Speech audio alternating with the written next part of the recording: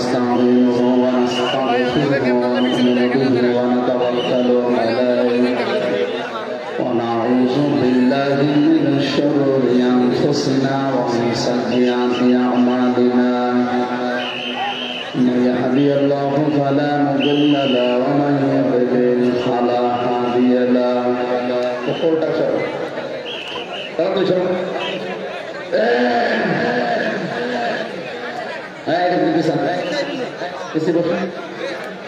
কথা বলবেন না, একদম কথা বলবেন না, আওয়াজ বাড়িয়ে দেন, রিভাব দেন।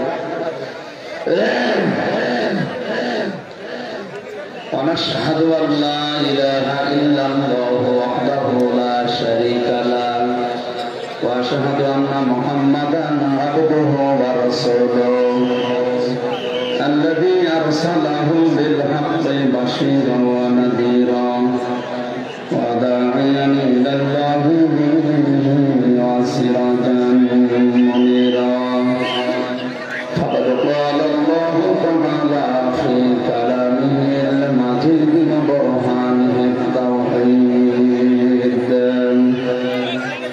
أعوذ بالله من الشيطان الرجيم بسم الله الرحمن الرحيم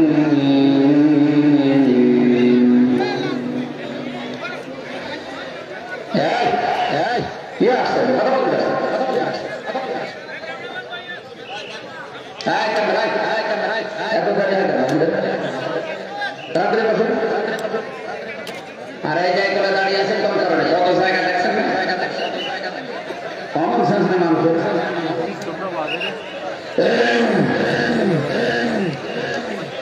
إن الله يأمركم أن تؤدوا الأمانات إلى أهلها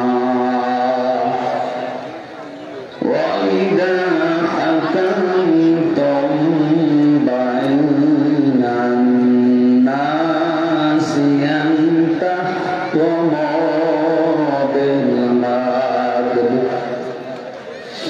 إن الله نعم يعظكم به إن الله كان سميعا بصيرا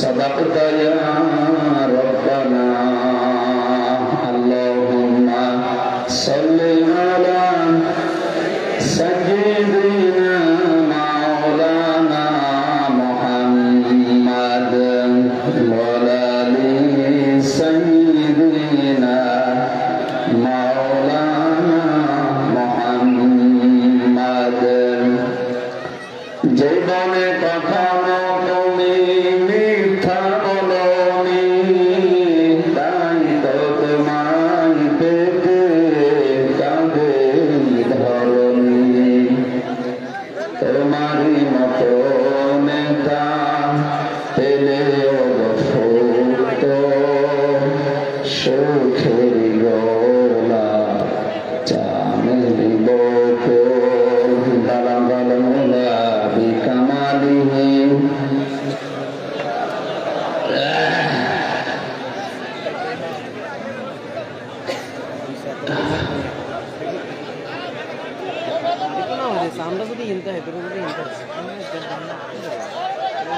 আলহামদুলিল্লাহ বাংলাদেশের ঐতিহ্যবাহী জেলা নোয়াখালী সোনাইমুড়ি থানার অন্তর্গত আমিশাপাড়া নুরানি ও হাফিজিয়া মাদ্রাসা 50তম বহু পুরাতন মাদ্রাসা তাফসীরুল কোরআন মাহফিলের সম্মানিত সভাপতি জনাব হাজী আবুল ফজল সাহেব, সার্বিক ব্যবস্থাপনায় যিনি আছেন জনাব দেলোয়ার হোসেন ফরহাদ, প্রধান উপদেষ্টা অত্র মাদ্রাসা। এটা কোন ফরহাদ?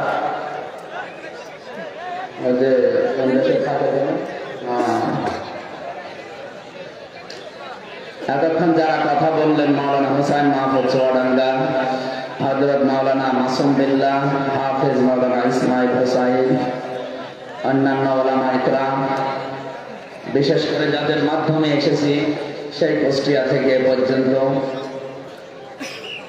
মাহফিলের বরেণ্যের সদস্য যারা, সামনে বসা মুসলমান ভাইরা, পর্দার আড়ালের সম্মানিত মা এবং বোনেরা, প্রাণ প্রিয় নোয়াখালীবাসী, আল্লাহর দরবারে শুকরিয়া জানাচ্ছি যিনি আমাদেরকে মানুষ বানিয়েছে। খালাকাল ইনসান, আল্লাহ বলেন আমি মানুষ বানিয়েছি। যদিও অনেকে এখনো পর্যন্ত এটা বিশ্বাস করে না, বিশেষ করে যে জাফর ইকবাল শাড়ির মতো যারা আছে, তার না শেয়ার হবে শাড়ি একটা, আসলে একটা শাড়ি। ইসলামের বিরুদ্ধে ভূমিকা নেওয়ার জন্য যারা এই দেশে কাজ করে, বাইরের দেশ থেকে টাকা খেয়ে, তার ভেতরে সাড়ে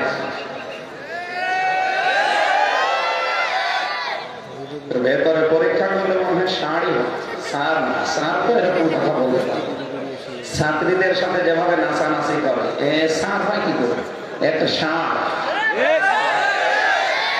এই লোকটা মানুষকে এই কয়েক বছর চেষ্টা চালিয়েছে বাংলাদেশে, বিশেষ করে বাইরের দেশ থেকে টাকা পয়সা খেয়ে।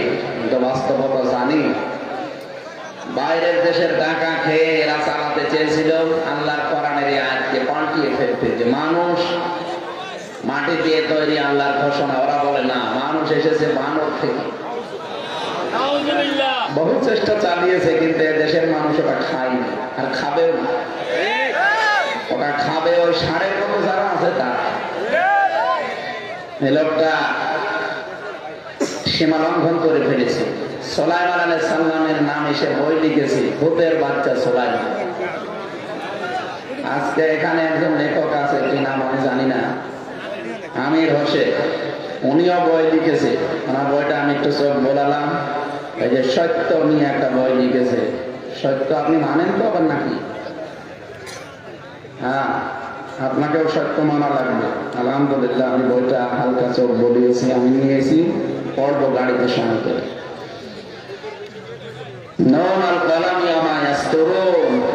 আল্লাহ বলেন কলমের কসম, এবং কলম দিয়ে মানুষ যা লেখে, ওই লিখিত জিনিসের কসম। এই জন্য এমন কিছু লিখে যাওয়া যাবে না যে আমি মারা গেলাম, কিন্তু লিখিত জিনিস থাকবে কিয়ামত পর্যন্ত। আর ওইটার দ্বারা যারা ভালো হবে সওয়াব পাবেন, যদি খারাপ হয় কিয়ামত পর্যন্ত আপনি ফেরাচ্ছে লোড হয়ে কবরে আযাব পেতেই থাকবে। ওনারা যে আমাদেরকে মানুষের বাচ্চা মানুষ না বলে বানরের বাচ্চা বানাতে চেয়েছিল, দেশের মানুষ যখন নেয়নি, সে ষাঁড় এখন কোথায়? এই ষাঁড়ের কারণে বহু মানুষের দেশে জঙ্গির মিথ্যা মামলা নিয়ে জেল খাটতেছে। শয়তানরা শয়তানি কাজ কারবার করবে, নবীর বিরুদ্ধে গালি দিলে নবীর উম্মতের কোনদিন মাথা ঠিক থাকে? ওই তখনই হয়তো একটু মেরে বসতো, সে মামলা খেয়েছে। আর জালেমরা তো সব ছিল ওই জালেমদের পক্ষে।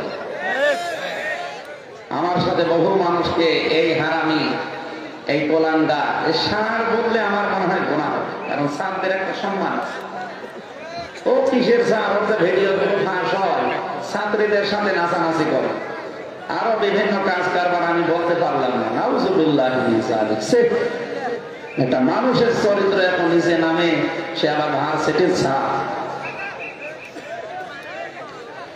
সুতরাং আমরা মানুষ, এটা কোরআনে কারীম দ্বারা প্রমাণিত। খালাকাল ইনসান, সূরা রহমানের ভেতরে নেই? আল্লাহ বলেন আমি মানুষ বানিয়েছি। হ্যাঁ, সরাসরি হয়তো আল্লাহ আমাদেরকে মাটি দিয়ে বানান, কিন্তু আমাদের আদি পিতা আদম আলাইহিস সালামকে আল্লাহ কি দিয়ে বানিয়েছেন? মাটি দিয়ে। আমাদেরকে বানিয়েছেন মাটির নির্যাস থেকে।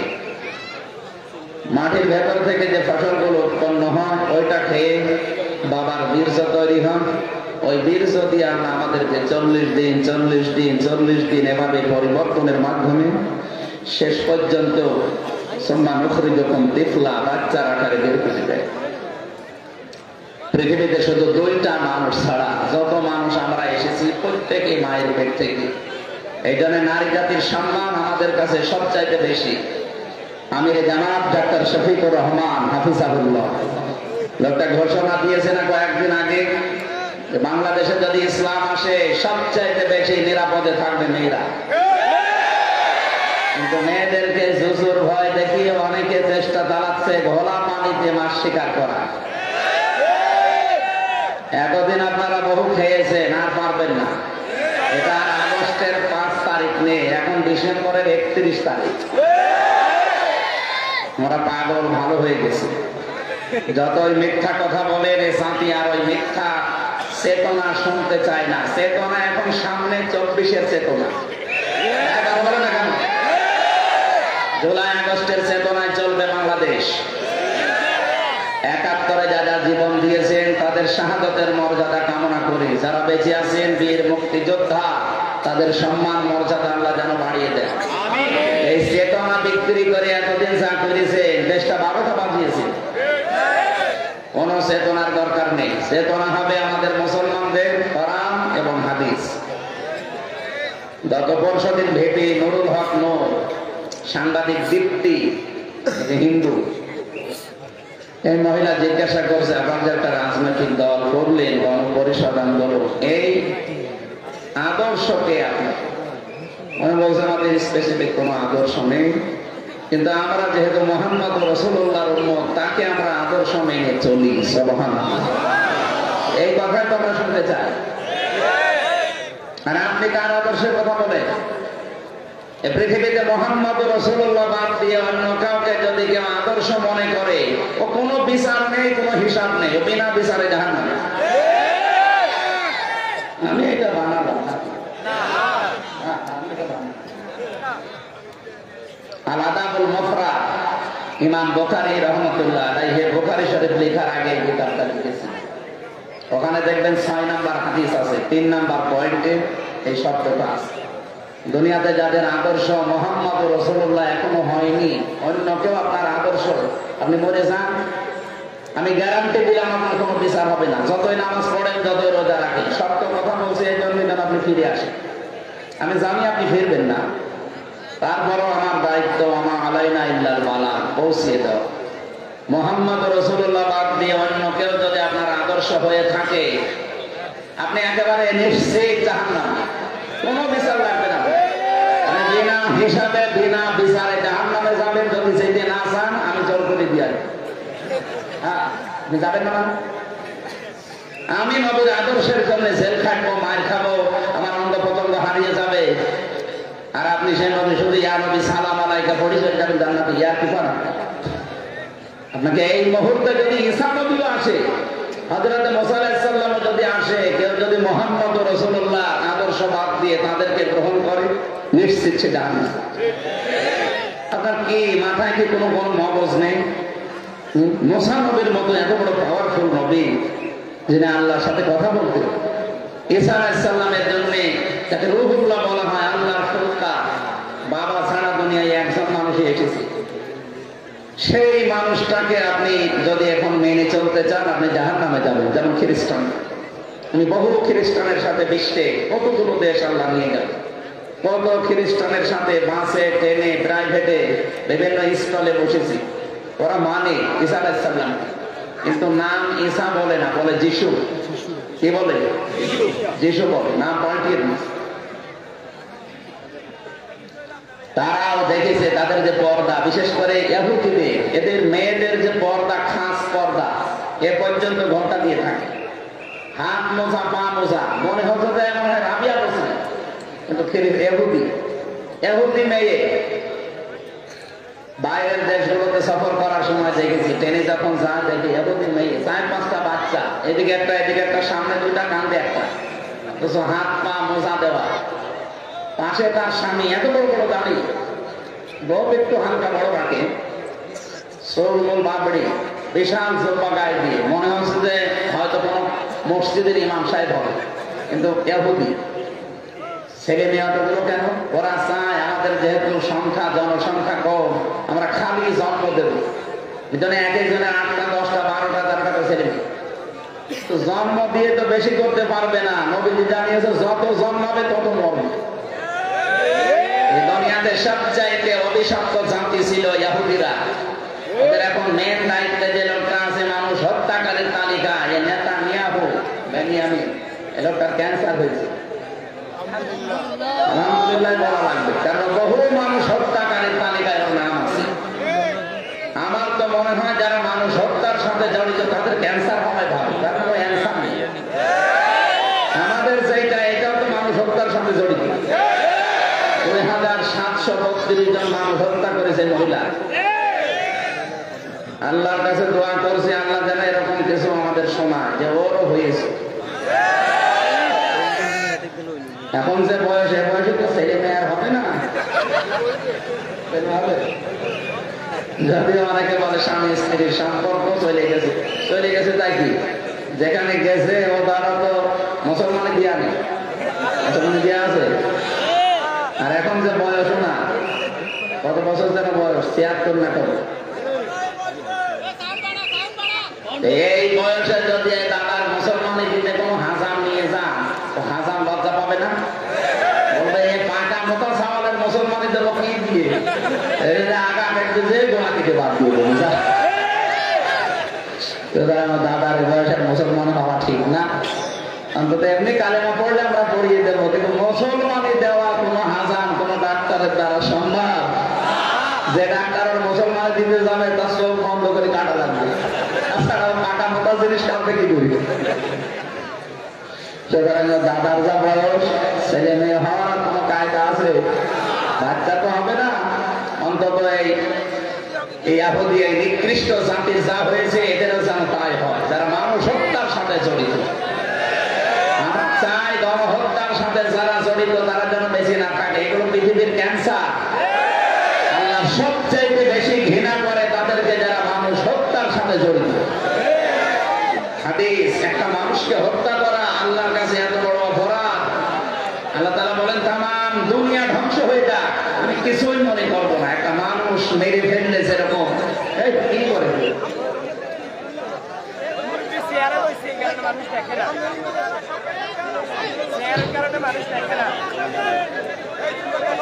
না,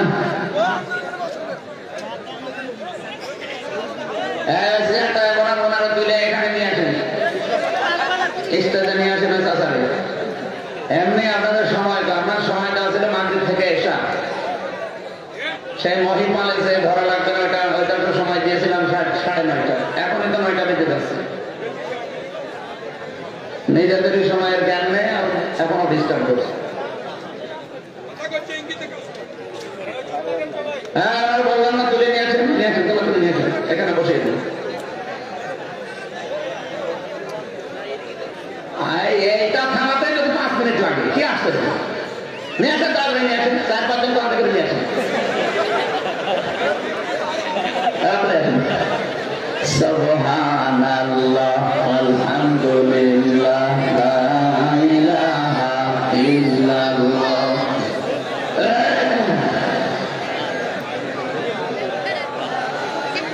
বসে দেন, এখানে দাঁড়িয়ে থাকা যাবে না, বসে পড়ো। সুবহানাল্লাহ আলহামদুলিল্লাহ লা ইলাহা ইল্লাল্লাহ লা ইলাহা ইল্লাল্লাহ মুহাম্মাদুর রাসূলুল্লাহ। আমার ভাইরা, কোরআনে কারীম থেকে যে কথাটা বলার জন্য পর্যন্ত নিয়ে আসলাম, আল্লাহ আমাদেরকে মানুষ বানিয়েছেন। সুতরাং মানুষ হয়ে যারা জন্ম নিয়েছি এটা পৃথিবীর একটা নিয়ামত। অন্য কোন সৃষ্টিতে যদি আল্লাহ আপনাকে পাঠাতেন, আপনি এরকম সুন্দর ঘরেও থাকতে পারতেন না। যদি সাপ বানিয়ে পাঠাতেন, বলেন তো কোথায় থাকতেন? কিয়ামত পর্যন্ত যদি সিজদায় পড়ে থাকেন, তা এই নিয়ামতের শুকরিয়া আদায় শেষ হবে না।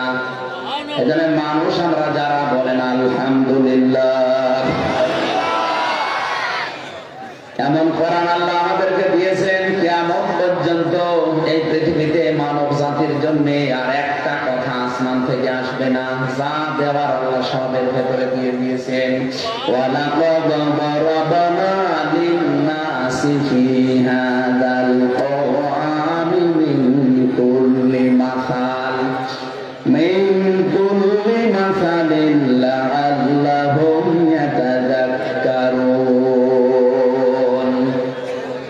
সূরা জুমার 27 নম্বর আয়াতের ভিতরে আল্লাহ জানিয়েছেন, রব্বুল আলামিন বলেন, পৃথিবীর মানুষের জন্য জীবন চালাতে যত দৃষ্টান্ত লাগবে, উপমা লাগবে, উদাহরণ লাগবে, যত শিক্ষা লাগবে, যত ইতিহাস লাগবে, যত ঘটনা ঘটা লাগবে, সব আমি আল্লাহ কোরআনে বর্ণনা করে দিয়েছি। লাআল্লাহুম ইয়াতাযাক্কারুন, যে মানুষগুলো জ্ঞানী দাবি করবে তাদের জন্য ভেতরে জিকির আছে, আলোচনা আছে। এজন্য আমাদের জীবন হয় লাগবে কোরআন কেন্দ্রিক। কোরআনের বাইরে যদি কোনো কিছু যায় সেটা সঙ্গে সঙ্গে বাদ দেওয়া লাগবে। তাই আমার কথা বুঝেছে? আরো ভালো করে শোনো, কোরআনে কারিমের বাইরে যদি কিছু যায় সঙ্গে সঙ্গে ওটা বাদ দিয়ে দেবেন। যদি দেখেন না এই বিয়ে তো কোরআনের সাথে মিলছে না, ও বিয়ে বাদ। এদেশে এরকম বিয়ে নেই? এই যে গায়ে হলুদ দেওয়া, কোরআনের সাথে মিল আছে? এটা হিন্দুদের রেওয়াজ। এই যে বরযাত্রী যাওয়া আছে কোরআনে? হাদিসে আছে? কোরআন হাদিসে আমরা পেয়েছি বরযাত্রীর পরিবর্তে ওলিমা। কি পেয়েছি? এটা আমাদের মুসলিমদের 96% আমরা মুসলমান অন্তত এখানে আছি। অধিকাংশ পরিবারের বিয়ে দেখি অলিমার খবর নেই, বরযাত্রী নিয়ে পাগলামি করে। 150, 200, 250 মানুষ নিয়ে যাচ্ছে মেয়ের বাড়িতে। আরে ভাই, মেয়ের বাড়ি থেকে একটা পান খাওয়া যায় তার অনুমতি ছাড়া, আর আপনি 200 মানুষ খাওয়ালেন। আজকে থেকে যেহেতু এটা কোরআন হাদিসে নেই, মাইনাস হবে। যতদিন এলাকায় বিয়ে হবে, কোন বিয়েতে কোনো বরযাত্রী যাবে না। জানি এটা মানবে না, কারণ এতদিন চলে আসছে তো। একবারে বলতে গেলে অনেকে মনে করেন আমার লস হয়ে যাচ্ছে। এতদিন খেলাম, আজকে হঠাৎ করে বাদ দেবো কি করে? বাদ দে, আস্তে আস্তে বাদ দে। বরযাত্রী কমানো যায় না। অলিমা যেটা ইসলামে আছে ওইটা করে। বলেন তো, অলিমা ছেলের বাড়ি হয় না মেয়ের বাড়ি হয়? আপনারা কার বাড়ি 200 মানুষ নিয়ে যাচ্ছেন? যেহেতু এটা ইসলামে নেই, আজকে থেকে তওবা করে ফেলবেন যে না, কেউ বরযাত্রীর দাওয়াত দিতে আসলে আমি আর যাবো না। যাবেন না কারা? সত্যি করে হাত তোলেন ইনশাআল্লাহ। হ্যাঁ, এই এলাকায় মেয়ে বিয়ে দেওয়া যাবে।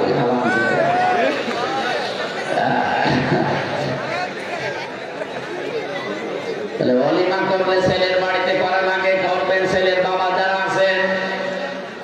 আল্লাহ আমাদেরকে ইসলামের এই নিয়ম থেকে শুরু করার তৌফিক দেন। ইসলামে মেয়ে দেখতে যাবে শুধুমাত্র যে বিয়ে করবে সে, মেয়ের দুলাভাই, মেয়ের বাবা, মেয়ের চাচা, এই ছেলের দুলাভাই, ছেলের চাচা, বাবা সব যে দেখে, এটা জায়েজ আছে? সুতরাং এটা যেহেতু ইসলামে নেই, আজকে থেকে মেয়ে দেখার এই রীতি বাদ। এটা হিন্দুদের রীতি। ওখান থেকে কোন কারণে নেব? মান তাশাব্বাহা বিকাওমিন ফাহুয়া মিনহুম। পৃথিবীতে যে যার অনুসরণ করবে, কিয়ামতে আল্লাহ তাকে তার সাথে তুলবে। সুতরাং আমরা সাবধান। এখন থেকে মেয়ে বিয়ে দেওয়ার বিভিন্ন কায়দা আমরা দেখি সারা বাংলাদেশ। যদিও নোয়াখালীতে আমরা জানি এর ব্যতিক্রম, কারণ এখানে আলেমদের বাস বেশি। মেয়ে বিয়ে দেওয়ার যে নিয়ম, প্রথম থেকে আপনি হারাম কাজ আরম্ভ করলে, যেটা দেখানো দরকার শুধু যে বিয়ে করবে তাকে, তার বাবার জন্য তো দায়িত্ব নেই দেখা ওইটা ওই মুহূর্তে। এই কথা বলেন না কেন? তার দোলা ভাইয়ের জন্য তো নেই। না, দোলা ভাই বড় ভাইয়ের মতো করে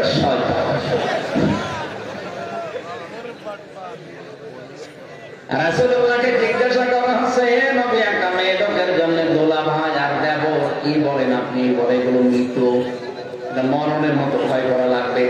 আর আমরা বড় ভাই মনে করে চালিয়ে যাচ্ছি, বাবা শাহজালাল সব হালাল।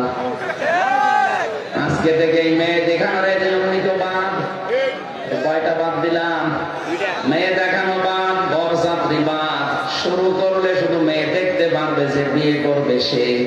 2 নম্বরে আমাদের তৈরি হবে এখন থেকে ওলিমা। তাফসীর মাহফিল, ওয়াজ মাহফিল, খানকা শরীফ যাই বলেন, এগুলো যদি আমরা আস্তে আস্তে পাল্টাতে পারি, এই দেশটা দেখবেন ইসলামের হাতে এমনি চলে আসবে। আর শুরু হয়ে গেছে অলরেডি। যদিও বাস্তবতা আমি জানি না, তবে পেয়েছি।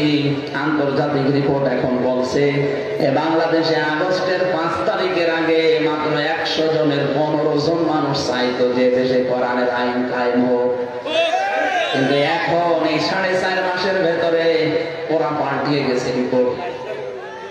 আন্তর্জাতিক সংস্থা এগুলো যারা রিপোর্ট করছে এগুলো সব মুসলমান না, মাইক্রোসফট, ভয়েস অফ আমেরিকা, খ্রিস্টান, ইহুদি, এরা রিপোর্ট দিচ্ছে বাংলাদেশের জনগণের যেমন মানসিকতা এখন।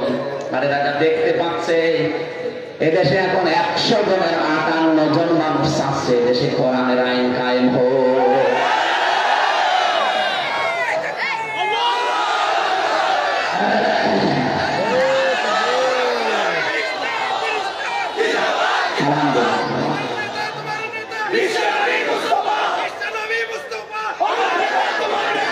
আমি জানি রিপোর্ট পেয়ে অনেকের মনে খুশি না, অনেকে চিন্তা করছে আমার চেয়ার গেল।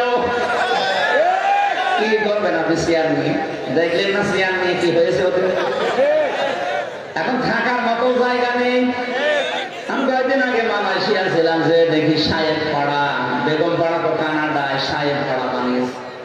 ওই এলাকার নামই সাহেব পাড়া। এখান থেকে টাকা সব পাচার করে সাহেব পাড়া বানিয়েছে। তালা লাগানো, শয়তানরা কেউ থাকে না, সব তালা লাগানো, বড় বড় বিল্ডিং তালা লাগানো। আমার সাথে যারা ছিল বললাম এগুলো মধ্যে সাহেব পাড়া, থাকে না শয়তানরা, সব হোটেলে উঠেছে। যে হোটেলে উঠি দেখি নিচে চা খেতে নামবে 2 জন শয়তান বসে। কি হুজুর আমরা আগে খাওয়াইছি। কি করবেন আপনি চেয়ার নিয়ে? চেয়ারে বসে যদি আকাম কুকাম করেন, চেয়ারও আপনাকে লাথি দিয়ে ফেলে দেবে। এখানে চেয়ারে বসলে যে মানুষগুলো দুর্নীতি করবে না, চাঁদাবাজি করবে না, যাদের চরিত্র ঠিক আছে, আমরা চাই আগামীতে তারা চেয়ারে বসবে। এদেশে 1628টা চেয়ার আছে। কত? 1628টা চেয়ার। এই চেয়ার না, এই চেয়ার তো ধাক্কা আমাদের বলি। ওই যে চেয়ার গুলো কথা বলছি, ওই চেয়ারে আমরা এমন মানুষকে বসাতে চাই যারা বলতে পারে যে ক্ষমতা পেলে বাংলাদেশ থেকে চাঁদাবাজি জীবনের মতো ছাড়িয়ে বিদায় করব। এরকম মানুষ দরকার না? আর আমরা এমন মানুষকে বসাবো যারা আগে ছিল, যা এরাও তা না। এদেশের পাগল সব ভালো হয়ে গেছে। আমরা এখন আর পাগলামি করবো? বলেন বলেন। এখানে যাদেরকে যে ভয় দেখানো হচ্ছে, জুজুর ভয়। সম্মানিত মা বোনেরা, আমরা জানি আপনারা দিনের বেলা সব শুনেছেন, ওরা আসে না, দিনের বেলা এসেছে। আশপাশের যদি কোনো মেয়েরা এটা রেকর্ড হচ্ছে, সারা দেশে ছড়াচ্ছে। সম্মানিত মা বোনেরা, গ্যারান্টি দিয়ে বলতে পারি, বিশ্বের বহু দেশ ঘুরে আমার যতটুকু অভিজ্ঞতা কোরআন পড়ে, কোরআন যদি সত্যি এদেশে কায়েম হয়ে যায়, আপনারা সবচাইতে বেশি অধিকার ভোগ করতে পারবেন। ভারতের মতো এত বড় দেশে খ্রিস্টান 2টা যুবতী মেয়েকে উলঙ্গ করে রাস্তায় হাঁটিয়েছে। ডোনাল্ড ট্রাম্প কি এমনি রেখে গেছে? ও কয়েকদিন আগে বক্তব্য দেয়নি যে জানুয়ারির 20 তারিখে আমার শপথ অনুষ্ঠান, শপথ নিয়ে 16 লাখ ভারতীয়কে সব তাড়িয়ে দেব ভারতে, কারণ আমার মেয়েকে, আমার মাকে ওরা উলঙ্গ করে রাস্তায় হাঁটায়। হিন্দু ভাইরা সবাই খারাপ না, কিছু উগ্রপন্থী হিন্দু যারা ওই দাদার মুরিদ আছে, তারা মসজিদ গুলো সব ভেঙে দিচ্ছে ভারতে। গতকালকে একটা মসজিদ ভেঙেছে। পৃথিবীর মানুষ শুনে যে মাটির নিচে পায় কেউ স্বর্ণ, কেউ তেল, কেউ লোহা পায়, গ্যাস পায়, আর শয়তানরা শুধু মাটির নিচে মন্দির পায়।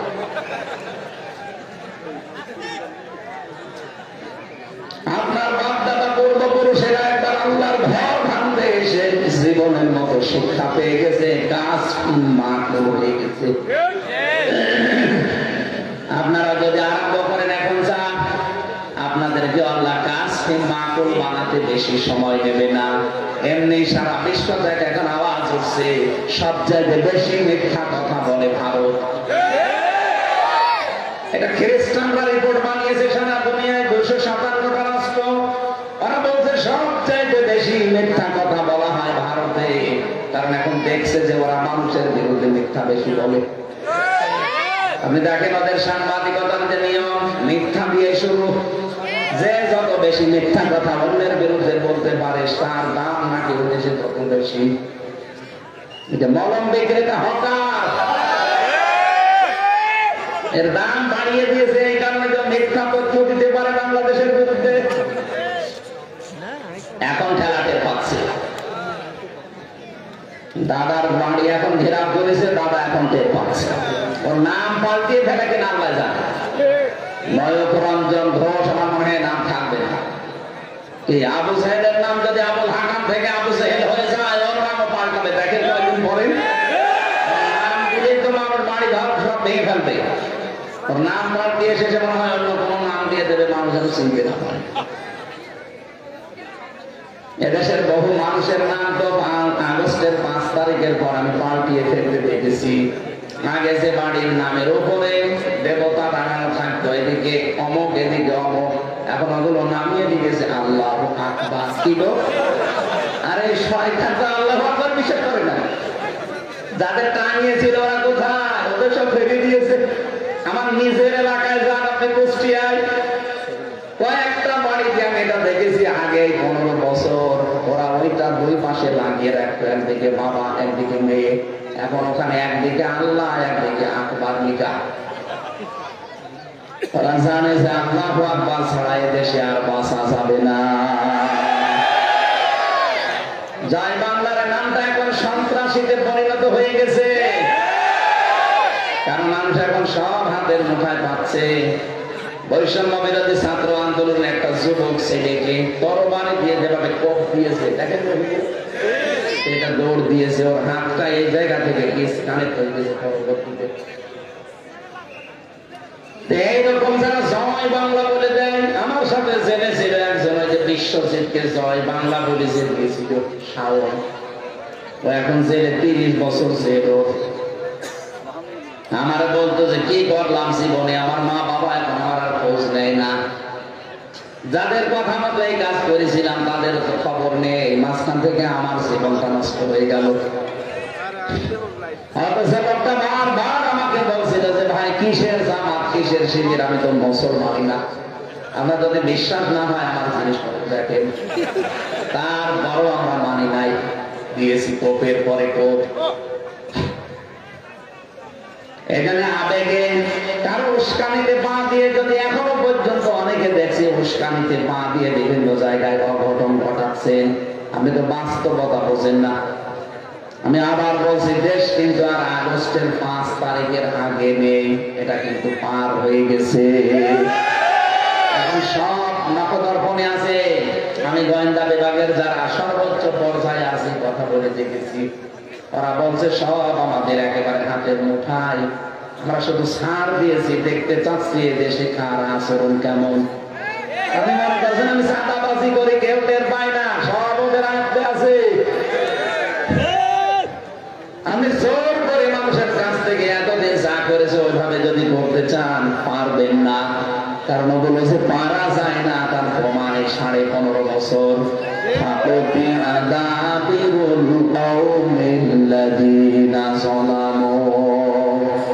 এখানে যারা আলেম আছে, আলেম নেই এখানে, এই যে পতিয়া এটা মজহুর, এর ফাইল জানানে, এরপর তাকে জানানে আল্লাহ বলেন জালেমদের শিকড় কেটে দেওয়া হয়ে গেছে। কে কেটেছে কেউ জানে না। আমার কুষ্টিয়ার হানিফের বাড়ির দিকে তাকান, পায়খানা ব্যাংক পর্যন্ত মানুষ খুলে নিয়ে চলে গেছে, কিন্তু কে নিয়েছে কেউ জানে না। সারা দেশে আমি জালেমদের বাড়ি ঘরে এটাই দেখছি, জালেমদের বাড়ি ঘর গুলো আর জনগণ রাখে নাই। কিন্তু আমার আশ্চর্য লাগে আয়াতের দিকে তাকিয়ে, সত্যি তো এত বড় বিশাল 8 তলা বিল্ডিং, 3 তলা বিল্ডিং কে ভাঙলো জানাবে? আপনি একটা মানুষ খুঁজে পাবেন না। পায়খানা প্যানও যদি কেউ নিয়ে যায়, অথচ তার নামটা তো আসবে না, পাওয়া যাচ্ছে না। সারা দেশে জালেমদের অবস্থা একই। অধিকাংশ জালেমের বাড়ির নিচে টর্চার সেল ছিল। নিজেদের দলীয় ভেতরে যারা ওদের কথা মানত না, এমনকি যারা বিরোধী দলীয় আছে তাদেরকে ধরে ওই টর্চার সেলে, আমি তো নিজেও 10 দিন ছিলাম, আমি দেখেছি ওখানে যে অত্যাচার করতো এই নখ তুলে দিত, পায়ের নখ তুলে দিত। আমার নিজের সামনে নিয়ে এসেছে, ওইগুলো দেখছি। একদিন আমি তখন মনে হয় নবমতম দিনে রিমান্ডে, মাটির ওই নিচে দেখে এত বড় একটা বাক্স নিয়ে এসেছে ওই শয়তানরা। কি করবেন? এগুলো দিয়ে আমরা নখ তুলি, এগুলো নখ তুলে নিয়ে যে চোখের জগের উপরে ঘুর তুলে ফেলি, আর পায়ের নিচে পিটাই, এটা আলাদা যন্ত্র। ওইটা যত পিটাবে তত আপনার চোখ নষ্ট হয়ে যাবে। ডক্টর শফিকুল ইসলাম মাসুদকে যেভাবে পিটিয়েছে, লোকটার শরীরে এখন বহু রোগ। আমি শুধু জেলে থেকে আমার রোগের কোনো শেষ নেই, 14-15টা রোগ চলছে এখন। আমি স্বাভাবিক হতে পারছি না, এত ঔষধপত্র চলছে। মশাকের অবস্থায় আছি, দোয়া করছি আল্লাহ তুমি আমাকে আগের অবস্থায় আবার ফিরিয়ে দাও। আমার নোয়াখালী বাসে মানুষ আল্লাহ যেহেতু আমাদেরকে বানিয়েছে, কোরআনে কারিমে সব কথা যেহেতু দিয়েছেন, 500টা বিষয় কোরআনে আমি একেবারে স্পষ্ট পেয়েছি, যেগুলো আমাদের জন্য দরকার। আজকে একটা বিষয় শুধু তুলে ধরবো, তার নাম মানব জীবনের সবচাইতে গুরুত্বপূর্ণ অঙ্গ আমানত। হ্যাঁ, এটা আবার কোন জায়গায় ভাই? এটা প্রত্যেক জায়গায় আছে। আপনার মাথার চুল থেকে শুরু করে পা পর্যন্ত পুরাটা একটা আমানত। এই আমানতটা এত গুরুত্বপূর্ণ, এত দামি। নবীজি বলেছেন কিয়ামতের আগে পৃথিবীর দৃশ্য হবে এমন, আপনি মাইকিং করে ঘুরেও একটা আমানতদার মানুষ খুঁজে পাবেন না। আমার মনে হয় সে দৃশ্য এখনো যদিও আসেনি, কারণ এই দেশে আমানতের গুরুত্বপূর্ণ দায়িত্ব পালন করার বহু মানুষ এখন আমরা দেখতে পাচ্ছি। এই কুমিল্লা পাশের জেলা না কুমিল্লা, এই কুমিল্লা জেলা তার প্রমাণ। কয়েকদিন আগে আমির জামাত এসেছিল, কত মানুষ বলেন তো? 8টা মোবাইল হারিয়েছে আর মানি ব্যাগ হারিয়েছে। সেটা মাইকে ঘোষণা দিচ্ছে যে মানি ব্যাগ আর মোবাইল পাওয়া গেছে 8টা, যার লাগে নিয়ে যার প্রমাণ দিয়ে পৃথিবীর ইতিহাস পাল্টিয়ে দিয়েছে তারা। এখানে অর্থনৈতিক আল্লাহর বলে যদি বাংলাদেশে কেউ খুঁজতে চান, এই মানুষগুলোর চরিত্রে খুঁজে পাবে। তার না পয়সা যদি এদিক ওদিকে পান, মনে করবেন ওটা ওই দলের লোক না, অন্য দল থেকে আসা। আশ্চর্য হয়ে যায় আমি নিজে এদের আচরণ দেখলেন। মানুষ 2 টাকা পেলে ফেরত দিতে চায় না, 1,80,000 টাকার মোবাইল ফেরত দিয়ে দিচ্ছে। অথচ এই ঝঞ্ঝা বিপদ পৃথিবীতে, যেখানে ঈমান রাখায় দায়, সেখানে যদি এই কাজ কোনো মানুষ করতে পারে, যার কাছে 1,80,000 টাকার মোবাইল পেলে ফেরত দিয়ে দেয়, ওর কাছে 800 কোটি টাকা দিলেও চুরি হবে না।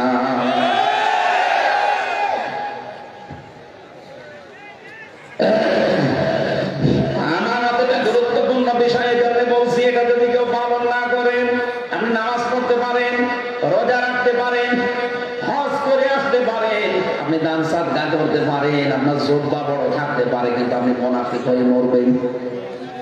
এই কথা বুঝতেছেন? নবীজির সাথে এখন নামাজ পড়তো, নবীজির সাথে রোজা রেখেছে, ইফতারি করেছে, কিন্তু লোকটা মুনাফিকের সর্দার ছিল। ওই জামানায় যদি মুনাফিকের সর্দার থাকতে পারে, জামানায় মুনাফিকের বাপ থাকবে। আল্লাহর নবীর কথা, শেষ কথা ছিল এটা, হে আমার উম্মতেরা, মুনাফিক এটা কিন্তু ইহুদিদের ভেতরে হবে না, খ্রিস্টানদের ভেতরে হবে না, বৌদ্ধদের ভেতরে হবে না, হিন্দু মুশরিক এদের ভেতরে হবে না, মাজুসি যারা এদের ভেতরে হবে না। মুনাফিক তৈরি হবে শুধুমাত্র মুসলমানদের ভেতরে। বাংলার মুসলমানেরা যেহেতু 96% আমরা এখানে আছি, সুতরাং মুনাফিকও এখানে থাকার সম্ভাবনা বলেন। যদি থাকে আপনার চরিত্রে এই দোষ, এখনই আপনি তাওবা করে পাল্টান, নয়তো আপনি মরে গেলে কিন্তু জাহান্নামে যাবেন না, জাহান্নামের নিচে থাকবেন। ইন্নাল মুনাফিকিনা ফি দারকিল আসফালি মিনান নার ওয়া লান তাজিদা লাহুম নাসীরা। আল্লাহ পাক বলেন, মুনাফিক যাবে জাহান্নামে, একেবারে নিচে থাকবে। আসফাল ইসমে তাফসীর, এর চাইতে নিচে আর যাওয়া যায় না। কত নিচে? জাহান্নাম মনে হয় 2-3 হাত। হ্যাঁ, নবীজি একবার মসজিদে নববীতে কেঁপে উঠলেন। সাহাবায়ে কেরাম বলে, হে রাসূল আপনি কেঁপে উঠলেন কারণ কি? বিশ্ব নবী বলে 70 বছর আগে একটা পাথর জিবরাইল জাহান্নামের উপর থেকে ফেলে দিয়েছিল, ওটা এই মাত্র জাহান্নামের তলদেশে পৌঁছিয়েছে। আপনি চিন্তা করতে পারেন, পাথর তোলার নাম বলেনি। 5 তলা বিল্ডিং এর উপর থেকে যদি 1 কেজি তোলার 1 কেজি পাথর ফেলে দেন, আগে পড়বে কোনটা? কেন? তার ওজন আছে। নবীজি তোলার নাম না বলে পাথরের নাম বললেন কেন? তার ওজন আছে, ভার আছে। পাথর পড়তে যদি একেবারে মুখ থেকে শেষ পর্যন্ত 70 বছর লাগে, হামজারে ফেলে দিলে কত বছর লাগবে? আর মুনাফিক যারা ওরা জাহান্নামের উপরে না, একেবারে নিচে থাকবে, এমনকি কাফেরদেরও নিচে। ইন্নাল্লাহা জামিউল মুনাফিকিনা ওয়াল কাফিরিনা ফি জাহান্নামা জামিআ। অবশ্যই মুনাফিকরা আর কাফেররা জাহান্নামে থাকবে একত্রে, কিন্তু আগে থাকবে মুনাফিকরা, এরপরে কাফেররা। আপনি বলেন তো মুনাফিকের নাম আগে না পরে? এটা সূরা নিসা 140 নম্বর আয়াত 5 নম্বর পারা 19 নম্বর পৃষ্ঠা 15 নম্বর লাইনে আছে। হাফেজি কোরআন শরীফের যত তাফসীর আছে বাংলাদেশে, সব মুফাসসিরদের ব্যাখ্যায় একই কথা লিখেছেন যে মুনাফিক যারা ওরা আগে থাকবে, এর উপরে থাকবে কাফেররা। যেহেতু অন্য কোন জাতির ভেতরে মুনাফিক তৈরি হয় না, শুধুমাত্র মুসলমানদের ভেতরে, এই জন্য আমাদের একটু চিন্তা ভাবনা করা দরকার। কথা বলেন না কেন? আমি আবার মুনাফিক হয়ে গেলাম না তো? আয়াতুল মুনাফিকাই সালাসা, মুনাফিকের আচরণ কোন জায়গায় 3টা, কোন জায়গায় 4টা রকাস। 1 নম্বরে কথা বললেই মিথ্যা কথা বলে, 2 নম্বরে ওয়াদা করলে ভঙ্গ করে, 3 নম্বরে আমানত রাখলে খেয়ানত করে। 4 নাম্বারটা আছে। 4 নাম্বার হচ্ছে কারোর সাথে যদি ঝগড়া হয় গালি দেয়। এই এলাকায় গালি দেয়।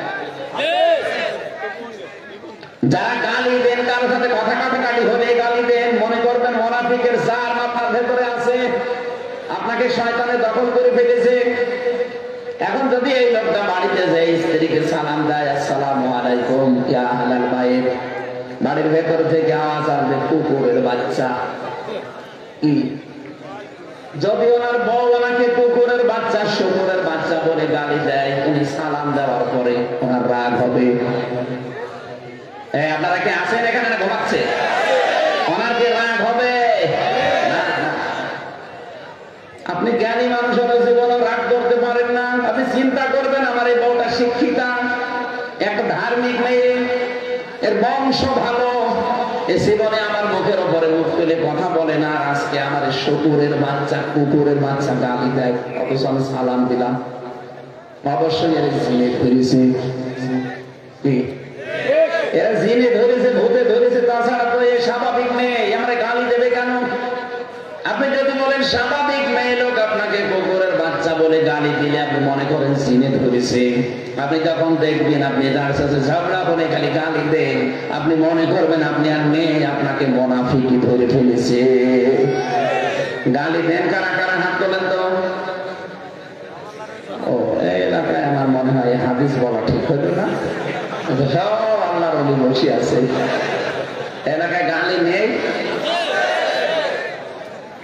এরকম গালি আছে, দেন তো একজন দেখি। একদিন যে বরফ বিক্রেতা বাদাম বিক্রি করছে, একটা বড় গাড়ি নিয়ে যাচ্ছিলাম, হঠাৎ দেখছি 2 মহিলা মনে হয় ঝগড়া করেছে, এমন গালি দিয়েছে, ওই গালি ওর রেকর্ড পুলিশ, ওই বাদাম বিক্রেতা ছেড়ে দিয়েছে। গালির যে স্টাইল, 3-4 মিনিট একাধারে শুধু গালি দিতে আছে। কি বুঝলাম এখান থেকে? মুনাফিকের আচরণে 4 নাম্বার এটা, কথা বললেই তাদের মুখে গালি বের হয়। আপনি আজকে থেকে সাবধান হবেন, নয়তো মনে করবেন মুনাফিকের জার আমার ভেতরে আছে, এই জন্য গালি বের হচ্ছে। আল্লাহ আমাকে সহ প্রত্যেককে যেন রাগ হলেও গালি বের না করেন, বলেন আমিন। আমানতের দায়িত্বটা এত গুরুত্বপূর্ণ, নবীজি নিজের জীবনে শুধু শুধু বইলেই শেষ করে দেননি, ওইদা তুমি না খান, আমানত রাখলে খেয়ানত করে, এটা বলেননি, শুধু নিজে দেখিয়েছেন। বিশ্বনবী যেদিন হিজরত করবেন 42 জন কাফের তার বাড়ির চারিদিকে ঘিরে আসে দরবার নিয়ে। নবীজি নিজের জামাই আলীকে ডাকলেন, ডাক দিয়ে বলেন, আলী, ওই যে ঘরের টোপলাগুলো দেখতে পাও, ওগুলো সবাই কাফেরদের আমানত।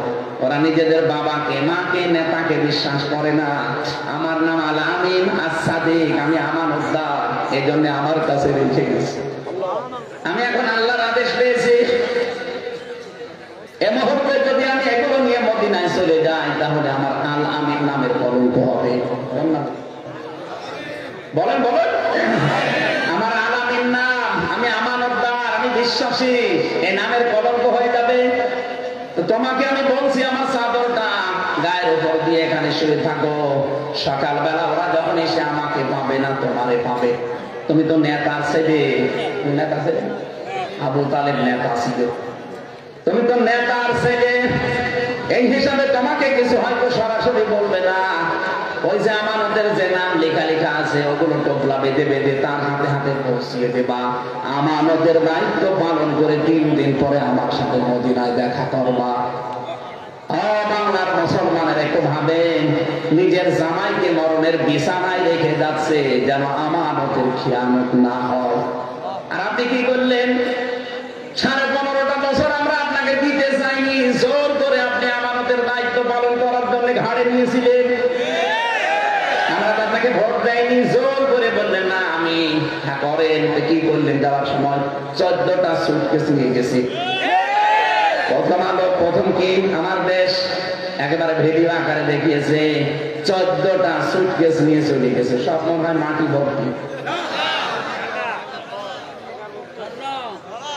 যাওয়ার সময় পাইলটকে জিজ্ঞাসা করছে, সুটকেস গুলো উঠেছে? বলছে হ্যাঁ, চলো। কারো সাথে কোনো কথা বলেনি, আপনি চলে গেলেন। সুটকেস এত দরকার আপনার, আপনার হাজি নামের কলঙ্ক হয়ে যায়নি? এগুলো যে নিয়ে চলে গেলেন, সারা বিশ্বে এখন আপনাকে গালি দিচ্ছে যে হাজি না, ও পাজি।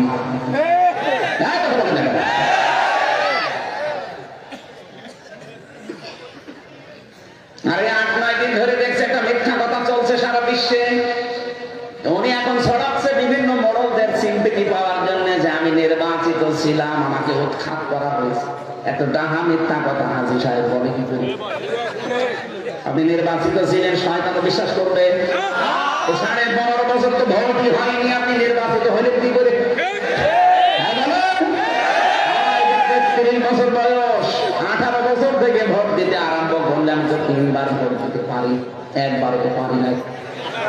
আপনি কিভাবে আমাদের দাবি করেন যে আমি নির্বাচিত ছিলাম?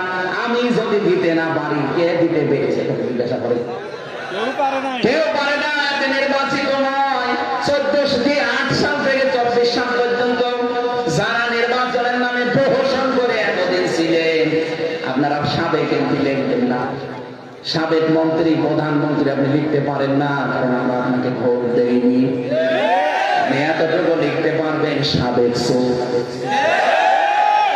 ডাকাত লেখেন, অসুবিধা নেই। আপনি ডাকাতি করেছেন, চুরি করেছেন, 14টা সুটকেস নিয়ে চলে গেলে একটু জিজ্ঞাসা করে গেলেন না? অন্তত কাওয়া কাকুকেও বলতে পারছি যে কাওয়া আমি চলে যাচ্ছি, তুমি কা কা করে ডাকো। ছেলেটার বদনাম করে ফেলেছে না, চেহারা দেখলে আমাদের টাটকা নির্ভেজাল শাক। আমি যখন সিঙ্গাপুরে ছিল এরকম হয়ে গিয়েছিল না? আল্লাহ একটু সুযোগ দিয়েছিল ভালো হওয়া, আর শয়তান তো ভালো হয়নি। দেশটা জাহান্নাম বানানোর জন্য ওর বাড়ি দেখতে গিয়েছিলাম, কি অবস্থা করেছে জনগণ। আমার হানিফের বাড়ি যা করেছে, ওর বাড়ি তাই করেছে, ঈদ পর্যন্ত খুলি নিয়েছিল। চেয়ারে বসে এমন কাজ কেন করা লাগবে যে 5 বছর পরে আমার বাড়ি ঈদ থাকবে না? বলেন। আগামীতে যারা বসবেন চিন্তা ভাবনা করে বসবেন। এদের 15.5 বছরের শিকড় যদি আল্লাহ কেটে ফেলতে পারে, এদের বাড়ি ঘর যদি এখন শ্মশান হয়ে যায়, আপনি 5 বছরে যে যদি সত্যি জুলুম করেন, আপনার বাড়িও ঠিক উজাড় গৃহ হয়ে যাবে।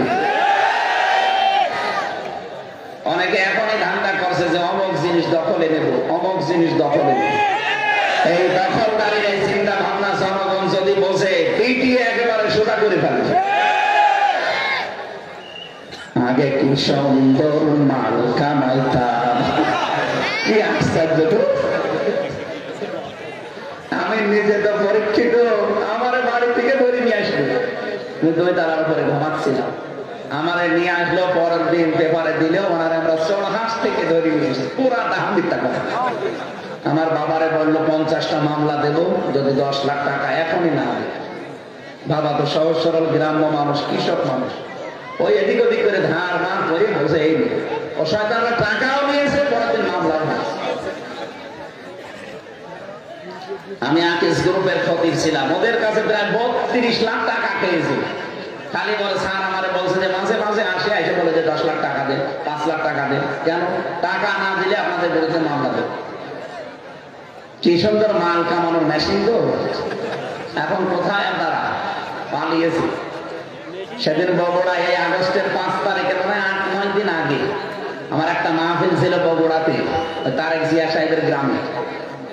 আমি স্টেজ থেকে নামতে পারি না, দেখছি প্রায় 22-23 জন পুলিশ আমার এসে তাড়াতে তাড়াতে মাঠের ভেতর দিয়ে ধানের খেতে প্রায় 1-1.5 কিলো 2 কিলো খালি তাড়িয়েছে, করতে পারিনি, মানে আমি পোশাক খুলে পালিয়েছি। পরবর্তীতে আমার গাড়িতে আটক করেছিল ড্রাইভার সহ মাওলানা আব্দুল বারী ভাই ছিল, নিয়ে বলছে যে টাকা না দিলে গাড়ি ছাড়বে। ও বাড়ি ভাই তো বগুড়ায় বাড়ি, নাটোরে বাড়ি, বগুড়ার সামনে ওই যে বজলুর রশিদ আছে না, মাওলানা মুফতি বজলুর রশিদ মিয়া, ওনার জমায় ও এদিক ওদিক করে ধার কবজা করে 1,13,000 টাকা দিয়েছে। ওর চাইছিল 1.5 লাখ, বসিয়ে বসিয়ে 1,13,000 দিয়েছে, ও নিয়ে গাড়ি ছেড়ে দিয়েছে। এই বিপ্লবের পরে এখন তো স্বাধীন হয়ে গেছে দেশ, ও শয়তান পালিয়েছে, আর ওর নামে বিভাগীয় মামলা হয়েছে ওসির নাম। আমি এই যে রংপুর মাহফিল করার পরে সিরাজগঞ্জ চত্বরে বসে আছি, হঠাৎ দেখি ওসি এসে বলছে আসসালামু আলাইকুম হুজুর, কে আপনি? ওসি আজাদ।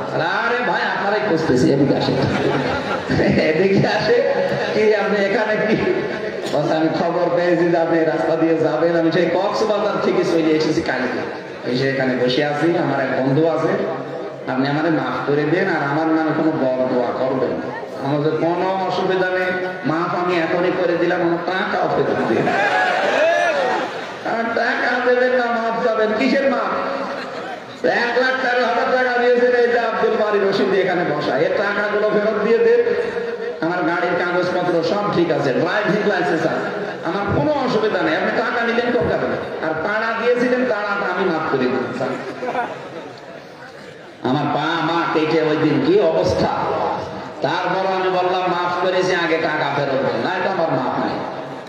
বছর বছর টাকা নেই, টাকা নিতে কিসের কেন বসে আছে? 7 দিন সময় দিলাম, টাকা দেওয়া দিয়েছে, 1 লাখ ফেরত দিয়েছে, আর 13,000 মিষ্টি। ঠিক আছে, পুলিশের কাছে যে টাকা ফেরত পাওয়া যায় বাংলাদেশে মানে এই প্রথম ইতিহাস।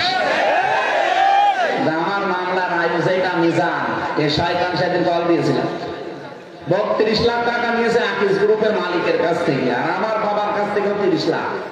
এই এতদিন মিলে 3 বছর জেলে ছিলাম, মানে টাকাগুলো আগে ফেরত দেন। আমার বছর বছর বদদোয়া দেবেন না, বদদোয়া তো দেবো না, আগে টাকা ফেরত দেন, না দেবেন আমার নাম যা বলছি কোন জায়গায় পেলে জঙ্গল পিটিয়ে একেবারে কুকুরের মতো পিটিয়ে নেবে,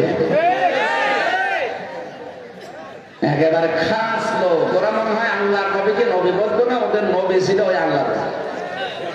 এইরকম কড়া লোক, রিমান্ডে যাদেরকে পেয়েছিলাম ওরা আল্লাহর ভূত ধরে, সেই কয়টা অফিসার পেয়েছি রিমান্ডে সব আল্লাহর ভূত ধরে, আর আমি হামজা বগুড়ের কথা।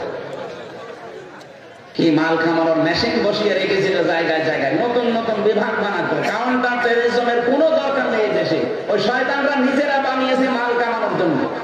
এরকম হুজুর ধরে নিয়ে যেত, বলতে 5-7 দিন 10 দিন 1 মাস 2 মাস রাখার পরে দাড়ি লোক বড় হয়ে যেত, বলছে ওরে আমরা পেয়েছি অমুক সমুদ্র। পুরাটা মিথ্যা কথা।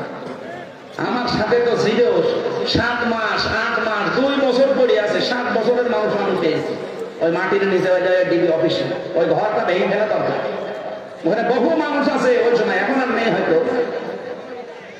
ওই শয়তানরা ওখানে নিয়েছে 24 ঘন্টা তালা লাগিয়ে রাখতো, আপনার দাড়ি দত্ত কাটতে দেয় না, চোর মোষ এই যে নখ এত বড় মোষ হয়ে যায়। 2 বছর 5 বছর 7 বছর পরে আছে, কেউ জানে না। সকালবেলা একটু ছোলা দেয় আর দুপুর বেলা একটু হাফ বাটি ভাত দেয়, মনে হচ্ছে কেউ মাখিয়ে দিই, খেলে খান না খেলে খেলে। আপনি যে রোজা রাখবেন, ইফতারি করবেন, কয়টা বাজে আপনি তো জানেন না। এখন কি দিন না রাত তাও জানেন না। এটাতে কোন বছর কোন মাস এটা কি বার চলছে, এখন যে কয়টা বাজে আপনি কিচ্ছু জানেন না। রোজা রাখবেন কখন? আজানও তো শোনা যায় না। আর এরপরে আবার হাতে হ্যান্ডকাপ করানো, পায়ের ভেতর দিয়ে আঙ্গুল দিয়ে এর ভেতরে এইভাবে দিয়ে সামনে ব্যারিকেড দিয়ে তালা লাগে। আপনি যাবেন কোথায়? পায়ের সাথে আমার ওই যে চেন দিয়ে আটকান। এই যে শুয়ে থাকি আমরা, এটা যে কত বড় নিয়ামত, আপনাকে 10 দিন রাখলে বুঝতে দেখেন। এই নোয়াখালী না এটা, এই হাতিয়া থানার এক আলেম ছিল আমার সাথে, মুফতি ফখরুল। ওরে আমার ফাঁসির কন্ডেম ছিল, আমার ঘরে দিয়েছিল। বলছে, হামজা ভাই, আপনি যে এই যে শুয়ে থাকি, এটা যে কত বড় নিয়ামত আমি এখন টের পাচ্ছি। কেউ কেউ এই আঙ্গুলের এত বড় বড় স্যার আঙ্গুল হয়ে গেছে, 2 বছর 7 বছরে এত বড় চারটে দেয় না। আঙ্গুল দিয়ে দেওয়ালের সাথে খুশিয়ে খুশিয়ে কেউ ভাঙা ভাঙা অক্ষরে লিখে রাখতো যে ভাই যদি কেউ বাইরে যেতে পারেন এই নাম্বারটা জানাবেন যে আমি বেশি আছি। আর আপনি এখনো জালেমের পক্ষে ছাপাই গান যে কি করেছে বন্ধু আমার, পালিয়ে যাওয়া লাগলো, কি করেছে মানে ওরে জবাই করার দরকার। শয়তান ও আয়না ঘরের নামে যা করেছে ওরে 10 মাস জবাই করলে শেষ হবে না।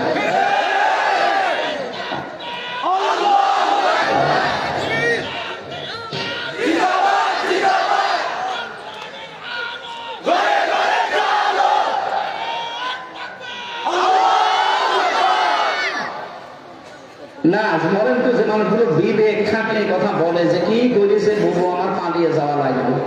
আপনি কি করেছে? আপনার সাথে তো করেনি, আমার সাথে হালকা হয়েছে। আমি মিনি আয়না ঘরে ছিলাম, আর বিগ আয়না ঘর যেটা বড় ওটা তো আমি স্পষ্ট করে জানি না, ওটা মানে আরো কষ্ট। মিনিটাই যদি এরকম ঝামেলা হয়, সারা রাত ধরে দেখলাম পিটাচ্ছে, সারা রাত একটা মানুষকে 3-4 জন মিলে পিটাচ্ছে, খালি মিথ্যা কথা বলাবে তারে দিয়ে। আমরা 10 দিন রিমান্ডে একাধারে শুধু বলেছিল এই কথাগুলো বলা লাগবে আকিস গ্রুপের বিরুদ্ধে আর জামাত ইসলামের বিরুদ্ধে। যদি না বলেন আপনার বউ আমরা তুলে নিয়ে আসবে।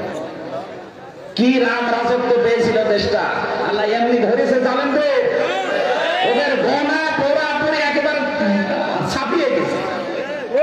মানে এত পাপ করেছে যে পাপ রাখার আর জায়গা নেই, কি করবে আল্লাহ তখন ধরেছে। আমার মেয়েটা এখনো পর্যন্ত আমার সাথে কথা বলে না ভালো করে, কারণ আমার চেনে না। আমার মেয়ে আমি 7 মাস রেখে এসেছিলাম, 3 বছর পরে আমি ওরা দেখলাম, ওর বয়স এখন 4 বছর। ও এখনো পর্যন্ত স্বাভাবিক না, ও আমার চেনে না, আমারও ওর প্রতি সেরকম মায়া নেই, কারণ ওকে আমি দেখিনি। শয়তানরা এখনো সাফাই গাছে কি করেছি। তোর বাপ যদি এরকম 10 বছর 14 বছর এরকম আয়না ঘরে থাকবে তুই টের দিস।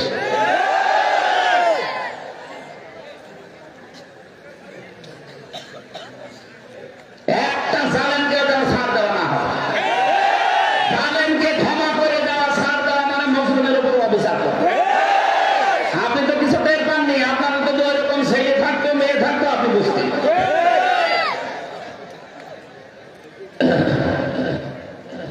জীবনটা শেষ করে দিয়েছে 3টা বছর। কি সুন্দর চেহারা ছিল, কি হয়ে গেছে তখন। মানুষ এখন অনেকে আমরা দেখে চিনতে পারে। আমার এই জিজ্ঞাসা আপনি কি, আমার তো মনে হচ্ছে যে অবস্থায় ছিলাম, আরো যদি কিছুদিন থাকতাম তেমন নাম আমি ভুলে যেতাম। জানি আমি হামজা, এই হামজা নাম আমার মনে থাকে, কারণ ওখানে অনেকের নাম জিজ্ঞাসা করলে সে আর বলতে পারে। বলেন তো একটা লোক 8 বছর 10 বছর 14 বছর পড়ে আছে, ওর নাম মনে থাকবে কি করে? কারণ ওর নাম তো কেউ ডাকে না, ওর নাম কেউ ডাকে না, ওকে ওর নাম মনে থাকবে কি করে?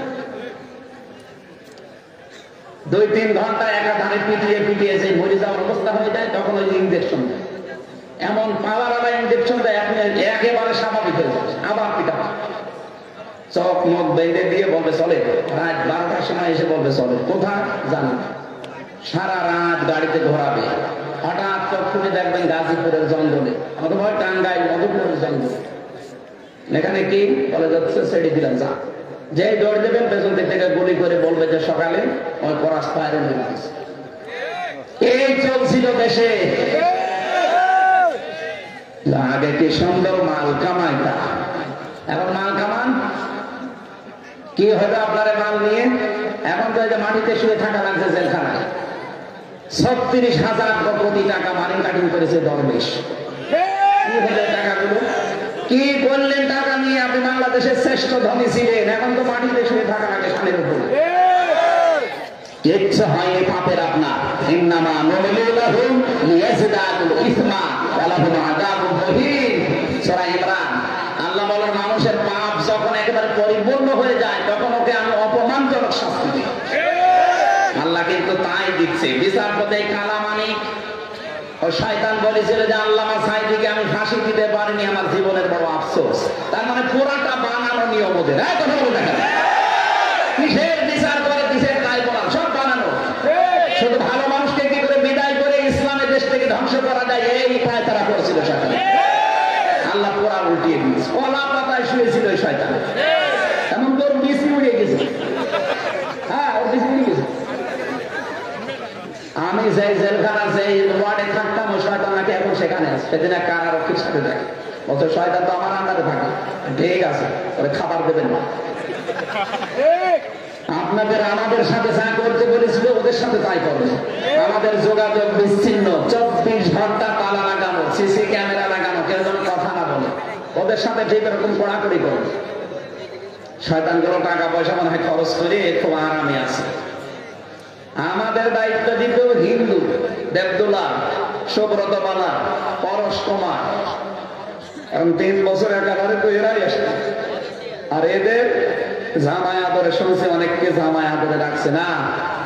যা করেছে পাপ অন্তত কিছুটা দুনিয়া থেকে মোচন হয়ে যাক। আখিরাতে জালেমরা তো জাহান্নামে যাবে, কারণ জালেম যারা এরা আল্লাহর মামলার আসামি। ইন্নামা নুমলিনা ইন্নামা সাবিলু আলাল্লাযিনা ইয়াজলিমুনা নাস। সূরা সূরা 42 নম্বর আয়াত। জালেম যারা এদের বিরুদ্ধে মামলা কার? আরো জোরে জোর হলো না? আরেকবার। কি মনে করেন আপনি জালেমদের বিরুদ্ধে আল্লাহ মামলা দেবে? এখনো দেখছি অনেকে জালেমের গণগান করছেন, জালেমকে আবার ফিরিয়ে নিয়ে আসার পায় তারা করছে। বলছে না আপনাদের আমরা 50টা সিট দেবো, আসে। আপনি কি জাতির সাথে বেঈমানি করবেন? জালেমদের পরিণতি যা হয়েছে আপনারও তাই হবে। জনগণ তো এখনো বুঝে ছাড়েনি। যদি একবার বুঝতে পারে যে জালেমের পেছনে আছেন আপনি, দাঁত মুখ সব খুলে অন্য জায়গায় লাগিয়ে দেবেন। সুতরাং এই মুনাফিকি মানতে, মুনাফিকি হওয়ার কারণেই তো আজ দেশটা দাঁড়ায় না। উপরে ঠিকঠাক, ভেতরে সদর। বিশ্বনবী নিজের জামাইকে মরণের বিছানায় রেখে যাচ্ছেন, তাও যেন আমার বদনাম না হয় আলামিন নামে। আমি আমানতদার। আর শয়তানগুলো সব টাকা পাচার করে ওর মুসলমান নামের কলঙ্ক হয়ে যায় না? ওর নাম যদি আমিও হাসি পরিচয় দিতে ভয় পাই, কারণ এখন মানে হাসি মনে করলে মনে করো ও হাসি, ও যেমন পাজি এটাও পাজি না।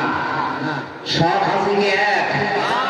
কথা বলেন আল্লাহর ঘর যাদেরকে আল্লাহ দেখার তৌফিক দান করে, এটা দেখে যদি আপনার হেদায়েত লাভ না হয়, আপনি কি দেখে হেদায়েত পাবেন? আরশ দেখবেন?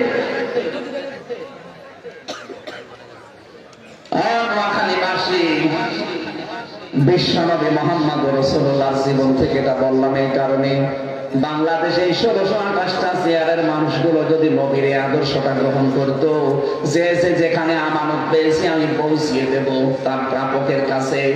ইন্নাল্লাহা ইয়া'মুরুকুম আন তু'আদ্দুল আমানাতি ইলা আহলিহা। আল্লাহ বলেন আমি নির্দেশ দিলাম তোমাদেরকে যাবতীয় আমানত তার প্রাপকের কাছে পৌঁছিয়ে দাও। আজ বাংলাদেশে কথাটা ওপেন করে দিয়ে এটা তাফসিরে মারিফুল কোরআনে পাবেন। কত মানুষ দেখি কথাটা শুনলে রাজনীতির গন্ধ খোঁজে। এই যে কোরআন শরীফ আমি হাতে নিয়ে বলছি, এটা রাজনীতি নয়, এটা আখিরাতের সাথে সম্পৃক্ত। এই যে ইলা আহলিহা, তার আসল প্রাপক যে তার কাছে পৌঁছিয়ে দেবে। আহাল মানে আমরা মনে করি আহাল মানে পরিবারস্থ লোক না, এখানে আহাল মানে যে যোগ্য। আরে ভাই, যারা ভোটে দাঁড়িয়েছে 10 জন, এর ভেতরে যার দ্বারা ইসলামের কাজ হবে, মানবতার কাজ হবে, যদি আপনার বাবা নাও হয় তাকে আপনি আমানতটা দেবেন, কারণ এখানে ভোট আমানত। নিয়ে আসেন তাফসীর, আমি বাংলায় লেখা দেখাবো, ওখানে ভয়কাণ্ড ভোট রয়াকার মুস্ত রায়, এরপরে সিদ্ধান্ত, এরপরে সমর্থন, এরকম 14টা অর্থ লেখা আছে, নিয়ে আসেন আমি দেখাচ্ছি। আমার কথা শুনে যদি মনে হয় ভোটের কথা বললো, আরে ভোট লেখা থাকলে আমি কি করবো? আমি কি কোরআন শরীফ গোপন করবো?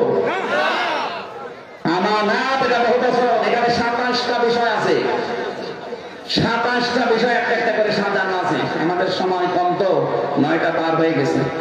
আমার মনে হয় 1 ঘন্টা 10 মিনিট চলছে, আর কথা বলা এখন ঠিক হবে না। এখনো যত কথা, এই যে একটা একটা করে 27টা ব্যাখ্যা আমরা আগে পড়তে বলছিলাম, সেই এসেছি তো সেই রাত্রে, আপনারা তো দেরি করে ফেললেন। মাগরিবের পর থেকে যদি উঠতাম প্রায় 8টা 9টা পর্যন্ত অনেক সময় পেতাম। এখন যেহেতু ওই মাহফিলটা আগে নেওয়া, এটা তো ওই যে 2 নাম্বারই করে নিয়েছে রাত। আগে আমার মনে হয় আগামীতে কোনো জায়গায় নিয়ে আসলে একটু সাংগঠনিক মাধ্যমে নিয়ে আসবেন, যারা দায়িত্বে আছে, আর জেলা আমির বা জেলা সেক্রেটারি, থানা আমির বা থানা সেক্রেটারি, এর মাধ্যমে নিলে আমার আল্লামা সাইদি সাহেব যে কথা আসতো, মাগরিবের পর থেকে রাত 8টা 9টার ভেতরে মাহফিল শেষ। আমিও ঘুমাতে পারলাম, আমি সাবজেক্ট গুলো আরো নতুন নতুন বিষয় আনতে পারবো, আর আপনারা তো সময় দিন। সারা রাত সারাদিন খালি জার্নির উপরে আমিও পড়াশোনায় 3টা বছরে তো অনেক কিছু ভুলে গেছি। আমার মাথার এই সাইডটা অলরেডি ড্যামেজ হয়ে গেছে, এখনো পর্যন্ত আমি স্বাভাবিক না। চেষ্টা চালাচ্ছি, আল্লাহ যেন ঔষধের মাধ্যমে আমাকে আবার আগের অবস্থায় ফিরিয়ে দেন। আমি আর মনে হয় ব্যাখ্যা করতে পারলাম না আপনাদের। আমার বই লেখা আছে জেলখানা, নারী এবং পুরুষ নিয়ে, আজকে মনে হয় আর হবে না, কারণ ওখানে তো আর 1 ঘন্টা সময় আছে মাত্র। সেই মহিপালে তাদের নিয়ে যেতে পারেন, ওই যে বামে গাড়ি আছে, ওই বেটে ড্রাইভারের কাছ থেকে নিয়ে যান। আমি আজকে মাপ চেয়ে নিচ্ছি, আজকে সময় দিতে পারলাম না, আগামীতে আসলে দেখবো। আল্লাহুম্মা আমিন। لا حول ولا قوة إلا بالله العلي العظيم اللهم اغفر لي وارحمني واهدني وعافني وارزقني يا رب العالمين। আল্লাহ তাআলা কত সুন্দর করে সাজিয়েছে, নিজেদের বাড়ি ঘর এত সুন্দর করে সাজাই না, কোরআনের জন্য যে যতটুকু চেষ্টা চালিয়েছে, খরচ করেছে, এই টাকাগুলো কবুল করে না। এই মাদ্রাসাটা 50 বছর এখানে চলছে, কিয়ামত পর্যন্ত এখানে কায়েম করে রাখো। আজকে প্রায় 7-8 জন কোরআনে হাফেজ হয়েছে, আল্লাহ এদেরকে হাফেজ হিসাবে কবুল করো।